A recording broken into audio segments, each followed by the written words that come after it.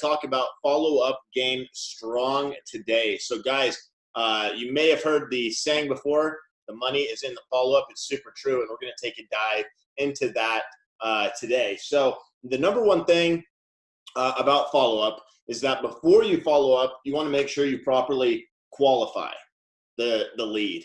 And what I mean by that is when you're qualifying a lead, what you're trying to figure out always is, number one, is this a deal now, right? Number two, if so, can it be a wholesale deal? Well, what if the answer to the first question is no? Let me go back to that first question a minute. Can this be a deal now?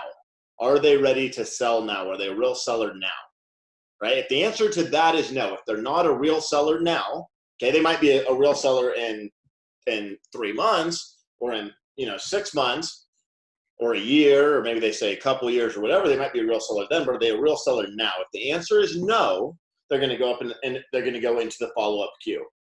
Now, you're going to find that out really quickly. If you go back to the video, on lead qualification, I talk about at the very beginning, we ask them, hey, what's the address? Let me pull up my notes real quick. What do you want for the property? And then we ask them, do you live in this house? And if you do live, where are you moving and when are you moving? And a lot of times that right there, let's just cover these one at a time right now, because it's either going to be, every lead's either going to be owner occupied, vacant, or tenant occupied. So let's say it's owner occupied. Well, if it's owner occupied and you say, do you know where you're moving to yet? And they say no.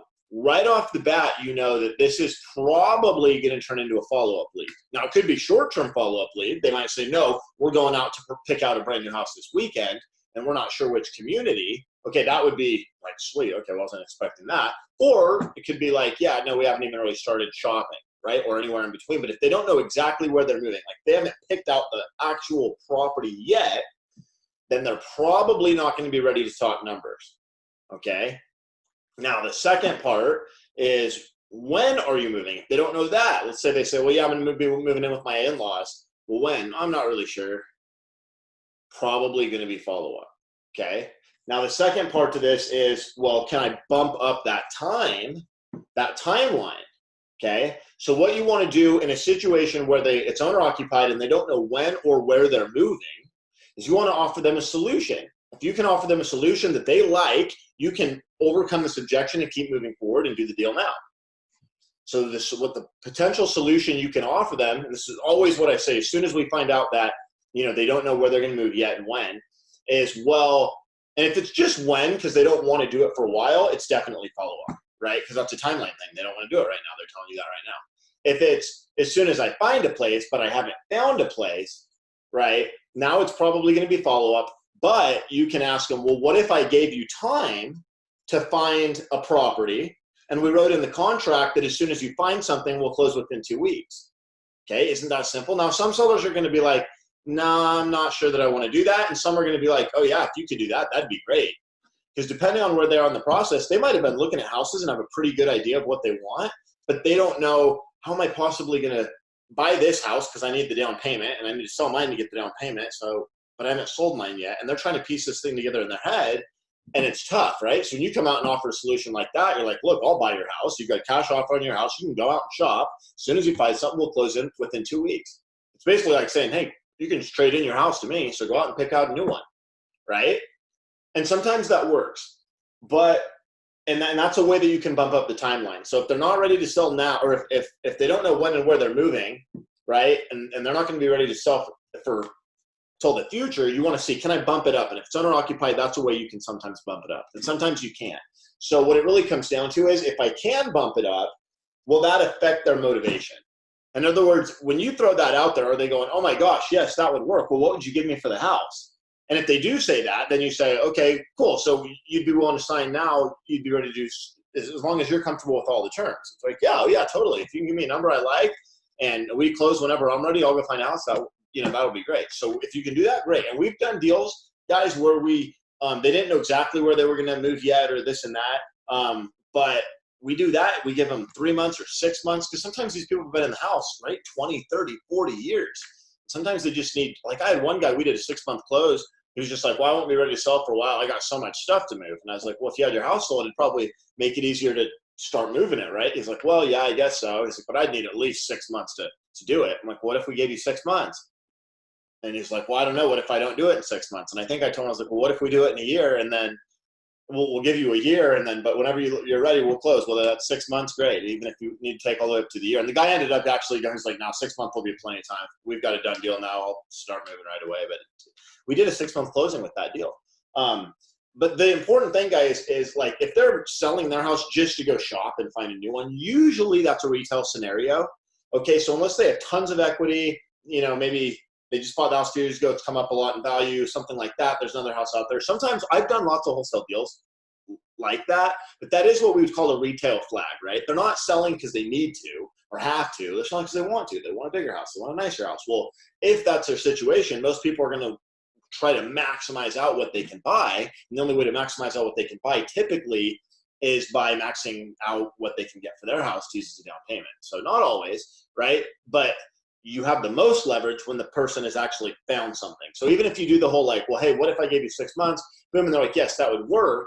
And then you're like, well, do you know where you're going to go look, right? And if they start looking, right, for another house, and then they're like, well, shoot, they start thinking like, we need more money, and they keep bumping that budget up in their head, right? So you want to do it typically not in a retail transaction situation like that, because where they're just moving because they want to, because a lot of times that's what's going to happen.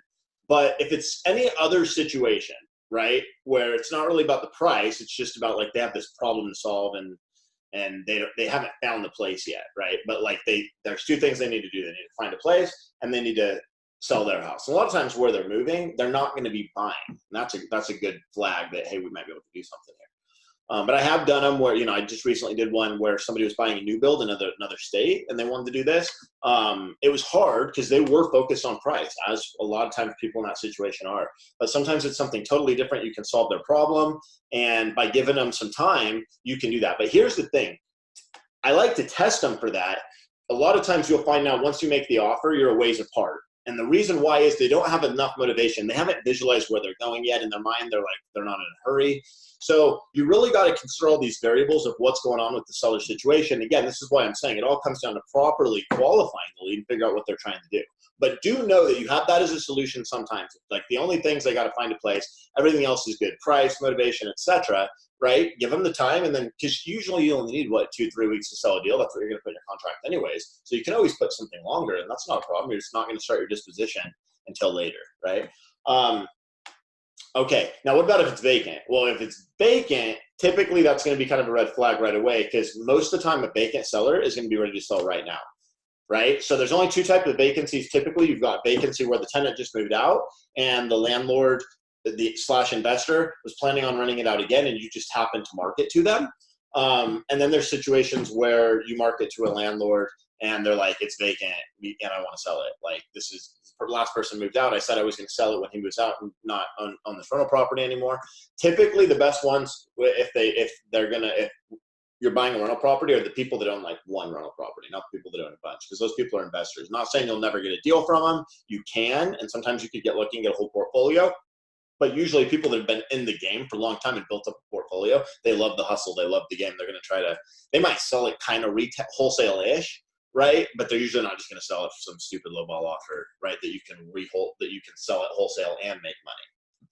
Does that make sense? They'll go to the flipper, to the easy buyer. They might not necessarily do a lot to the house, but they're going to do basically what you do as a wholesaler most of the time, not always. Okay, but the person that owns like one rental property, those are great. You get those when the house is vacant and they don't want it anymore. It's like, oh my gosh, right? Or maybe they have a tenant in there and it's the same situation, but if it's month to month, I love those too, because that's as good as they can. But the bottom line is if it's rented, they can do it now. So you usually, a rental lead, it's really going to come down to, will they sell wholesale or not? Because almost always, if they're saying they're interested in selling, they're a real seller, or at least could be at the right price. And then the same thing is the price right or not? So what that comes down to then is like, kind of like, well, were you already planning on selling it or wanting to or not? Because sometimes they'll just see, hey, what you give them for it type thing. So that's all qualification. Okay. Now, if it is, we talked about vacant, we talked about And sometimes properties are vacant and it's like the owner lived there, family lived there. Well, it's not necessarily always a rental property if it's vacant, right? But it could be. So anyways, guys, properly qualify it. Do everything you can to make it a deal now if you can. But as you do that, assess, is this changing their motivation? Like, are they doing this now because I'm just offering it to them so easy, but they don't really value it? Because if that's the case, a lot of times they might not value your offer either because it's going to be low, right? That's the name of the game. But if they do, if they're like, oh my gosh, yes, this solves our problem, this has a lot of value for us, right? They're not going to say it in those words like this has a lot of value for us, but right, if it has a lot of value to them, it's accomplishing everything they need to move. They've been, whatever their situation is, and like, oh yes, checking the house being sold off the list, that worked. Okay, that's done. Now we're ready to sign the papers and move into this retirement facility or move closer to our grandkids or whatever it is, right? All right, guys. Then the next thing I want to talk about is a working lead versus a follow-up lead. What does that mean? So a working lead is like somebody where you're actively working. I'm going to go over to the house on Tuesday.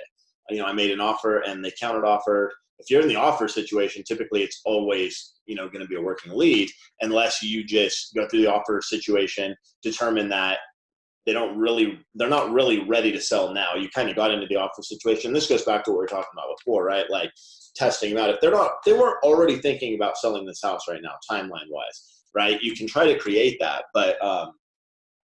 but if they don't like the number, all you can do is follow up. Now, while you're following up, they're trying to get more money by, actively trying to get other bids, or they're trying to talk to realtors, see what a realtor can give them and do stuff like that, maybe for sale by owner at a high price, right? A lot of times those ones are going to be tough unless there's something motivating them beyond that.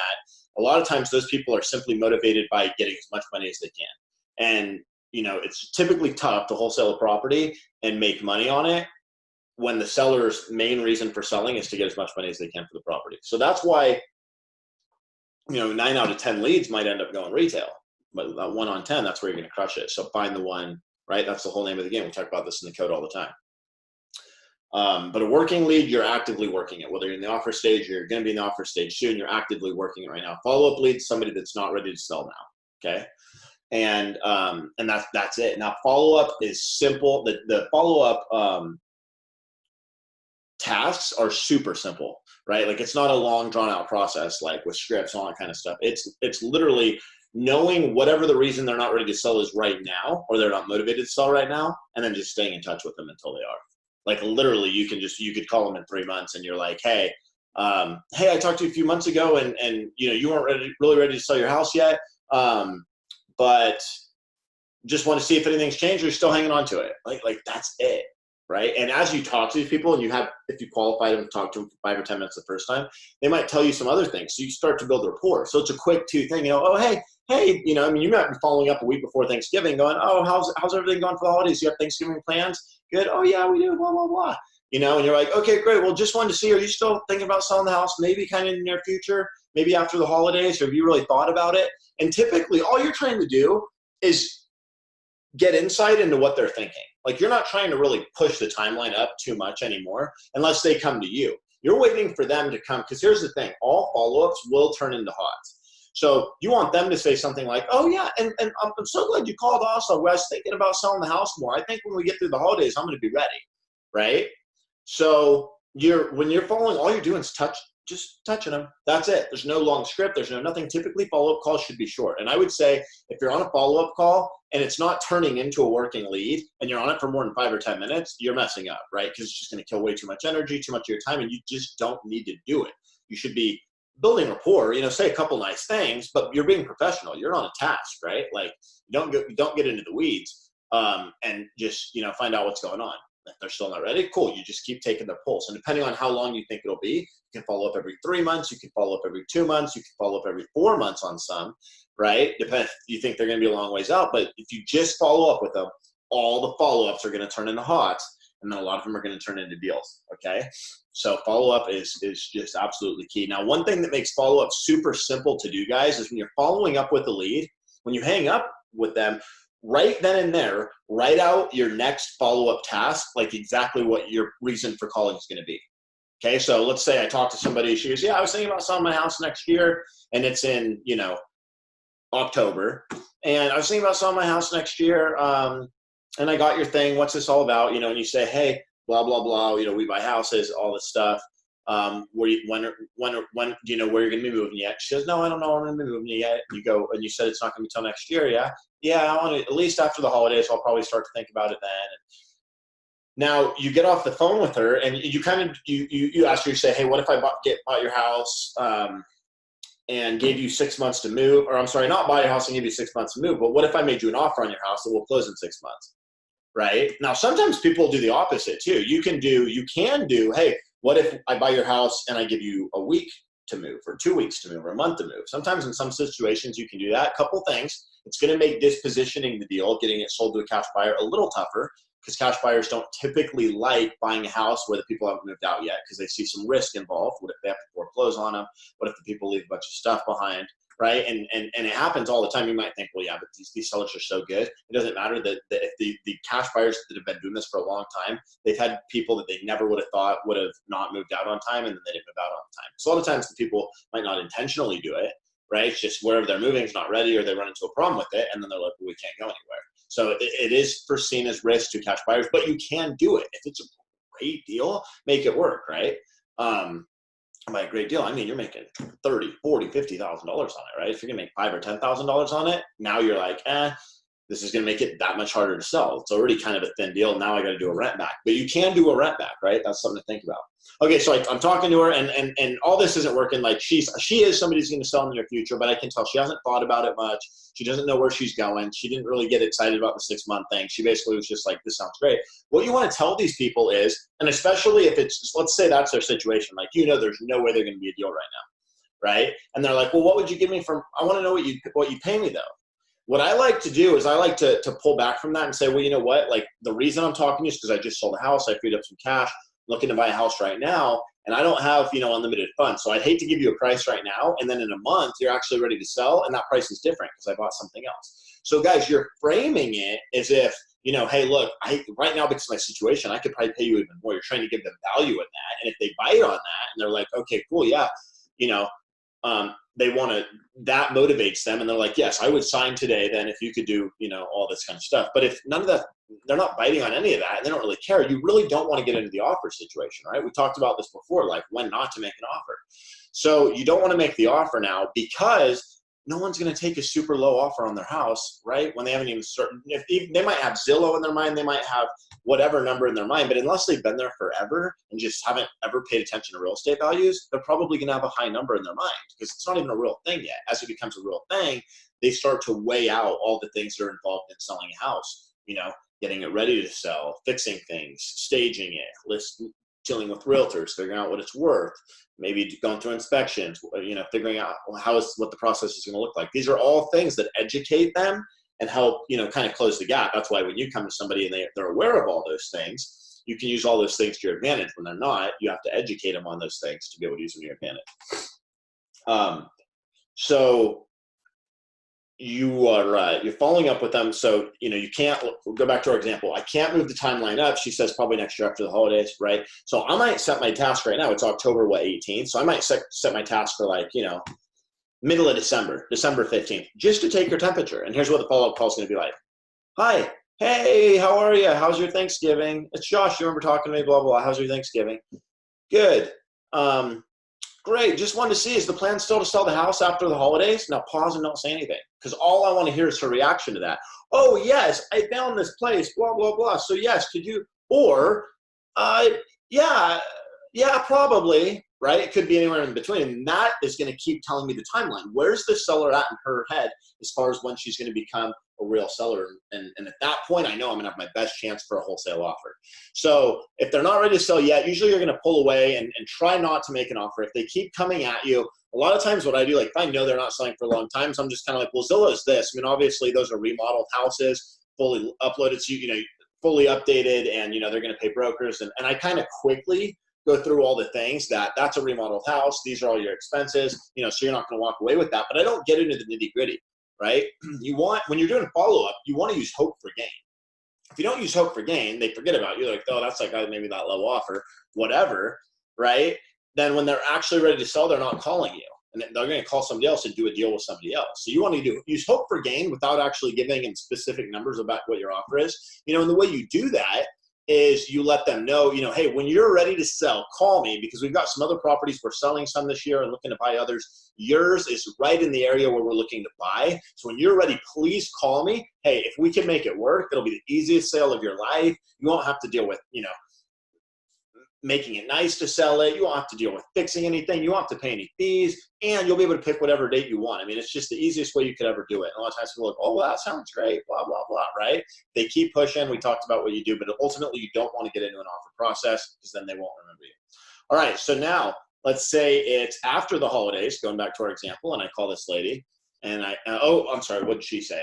I gave a couple examples of what she could say. So let's say in our example that she says, yeah, that's still the plan. I haven't found where I'm going to move yet, but I did narrow it down to a few communities. I'm probably going to go look at them after the 1st. Okay. Now I'm going to call her, on like the 5th, and be like, hey, have you started looking at those places? Or maybe the 2nd or 3rd even, depending on what calendar day that is. Hey, have you started looking at places yet? Or have you lined anything up? Because that was the week she said she was going to. No, I haven't. So a lot of times when they didn't do, they fell behind on their time track, you can bump them up, because the fact that you called her and reminded her, and she might be like, hey, I'm going to go look tomorrow. I forgot this, because you're easing the stress. Sometimes people just in their mind, it's this whole thing. I find out, sell mine, blah, blah, blah. And they don't know if you're a real buyer, right? So these are opportunities where look, when you follow up with people for a long time, you build credibility. So oftentimes, and this is leading into point number 5, oftentimes with follow-ups, there is no competition. Because they've just kind of in their mind for a long time, they're like, well, this guy must be real. He's followed up with me. He asked me, maybe answered a couple questions as I've talked to him the last few times, whatever. He was nice. Ultimately, when it's going to be follow-up, guys, your first call with them, that qualification call, sets the whole possibility of them remembering you, right? And really like what your credibility is and how good of a buyer you are. Beyond that, if it's follow-up, you're not going to get into the nitty-gritty of the real estate too much usually, right? But that's your second chance, where if you didn't make enough of an impression the first call, at least by following up, that makes an impression. Like, this guy must be serious. But if you do both, you make an amazing impression. It's going to be the easiest sell of your life. You don't have to negotiate. You don't have to make an offer. You don't have to get into any of that. This lead, you'll be able to process quicker today. If it's a brand new lead, turns into follow-up, those should process quicker. And what I mean by process is upload your notes to your computer, or CRM if you're using one like Podio.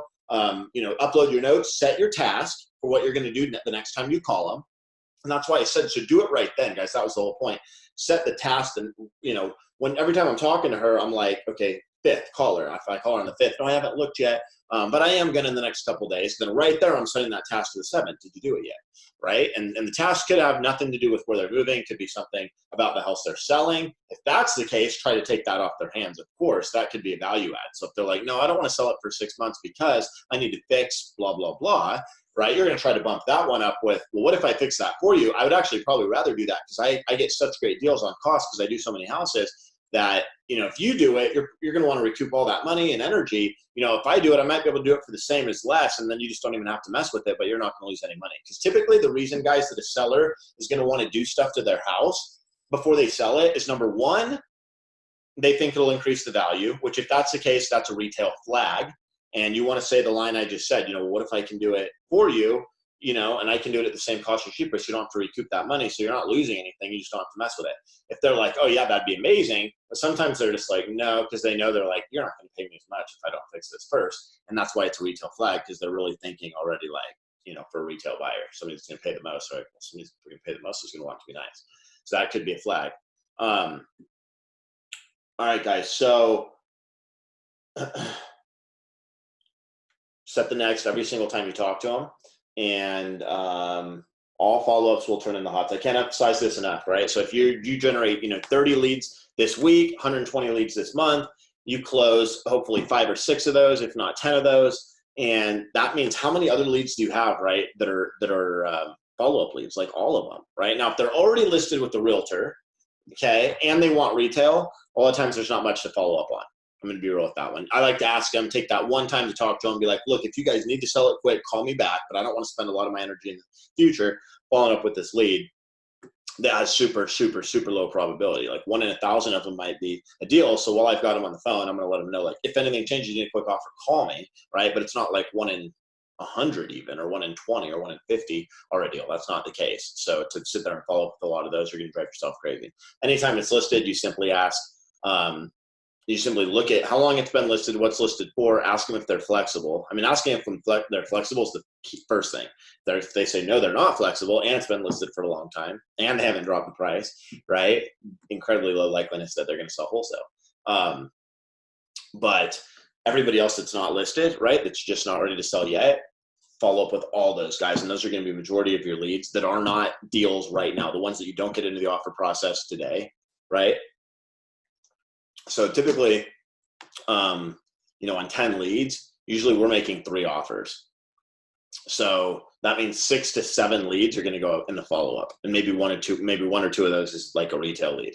Okay. Or they could be that they're saying they're going to talk to realtors and they're retail, right? They want a retail price. So you don't make an offer. You just kind of, you figure that out, why they're listing it and stuff like that, because price is their motivating factor. There's nothing else you can solve. And those retail ones you can still follow up with, just like, did they actually list it? If they didn't actually list it, call them. Hey, you're still planning on listing it, right? Because you never know. Those ones can change. Like, those people haven't made up their minds. So they might think, oh yeah, no, we're going to talk to realtors next week. We want as much money as we can for this house.